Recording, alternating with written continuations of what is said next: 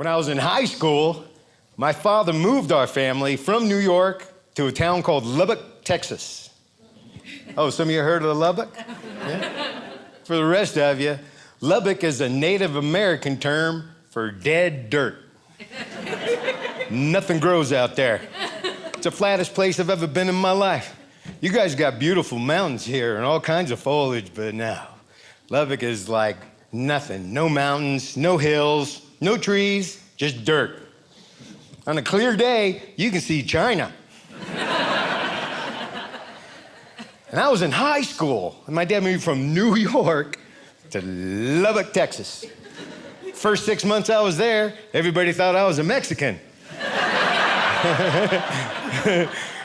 Apparently, they never saw an Italian in Lubbock, Texas. And I'm there, and you know, as if there's not enough pressure on a kid, high school years, I'm trying to blend, but I'm dressed like Vinnie Marino. And I'm surrounded by 650 future farmers of America.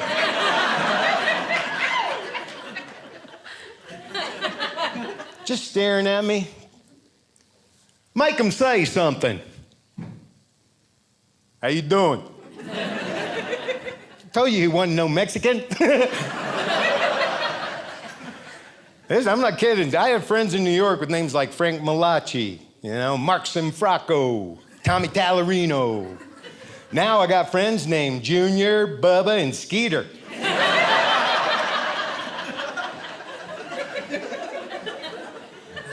Love them all.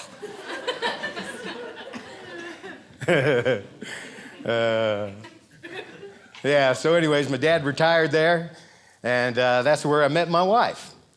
When I first got to Texas, I gotta be honest, I fell in love with Texas women.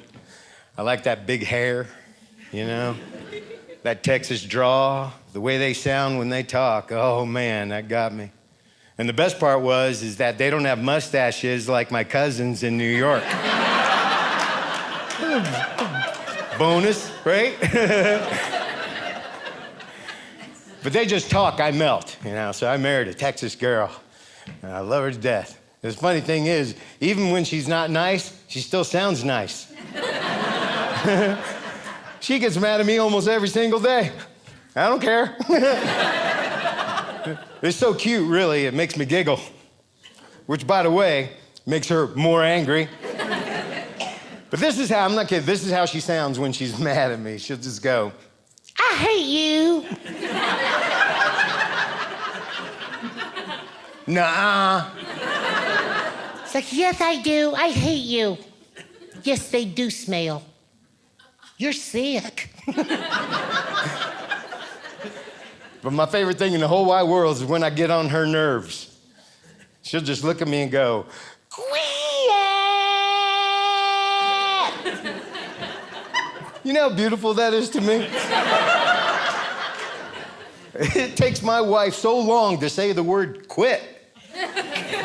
I'm already done. By the way, speaking of my wife, I got to mention this. Next week, we celebrate 25 years of marriage.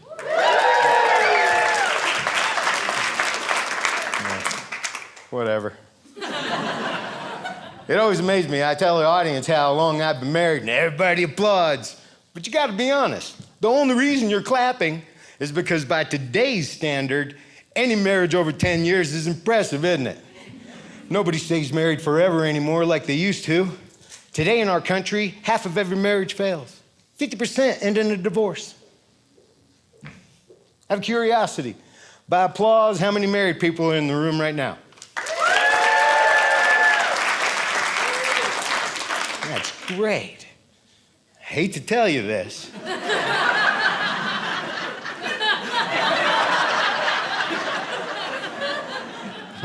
Some of us ain't gonna make it, are we? My question is this, why? Okay? You're supposed to love, honor, and cherish till death do you part. That's the problem. The reason we're having trouble doing that nowadays is because we're living longer. Not as easy to pull off as it used to be.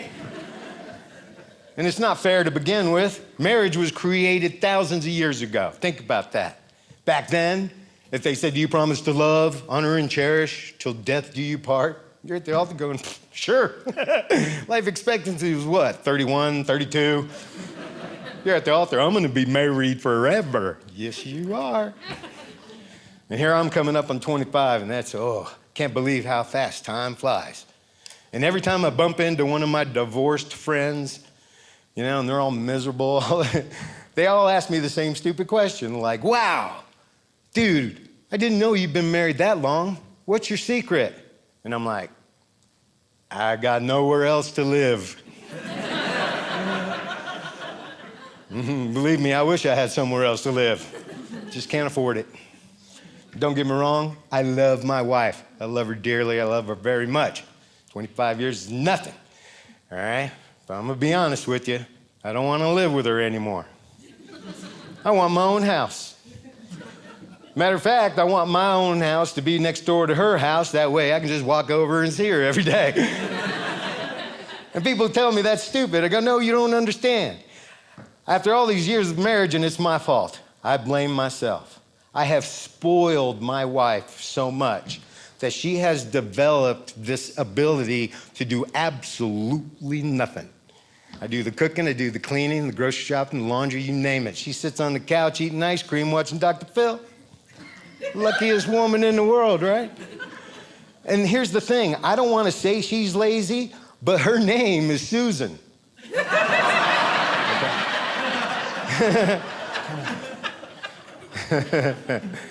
But hey, I fell in love, I got married, that's what we do. And I'm not perfect. I try. Matter of fact, January 1st of this year, I quit smoking cigarettes. All right?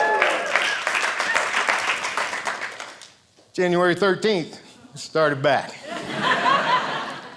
I know it's a disgusting habit, I want to quit. It's been my New Year's resolution 5 years in a row.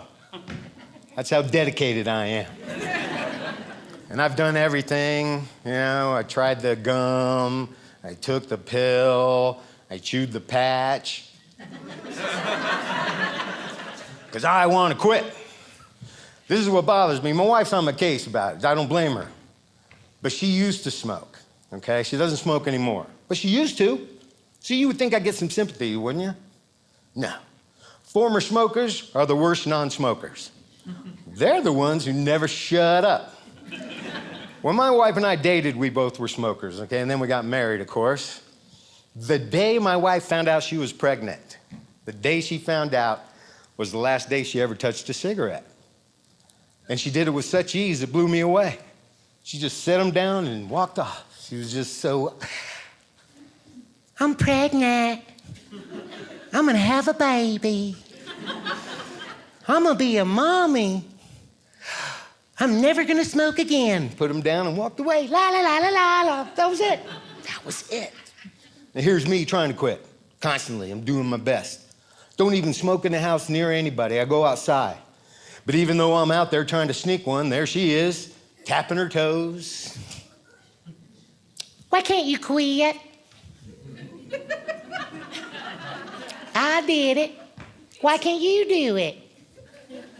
All I did was put them down. You saw me put them down. Just put them down. Why can't you quit?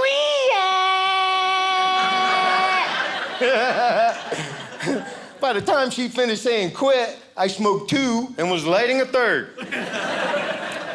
And I said, honey, that's not fair, okay? You had help when you quit. You were pregnant. You had a human being living inside of you. It's a lot of motivation. I've never had anything living inside of me that I know of. No, I take that back. I had a tapeworm one time. Yeah. You know what the weird part is? It's about the same time I started smoking. Killed it.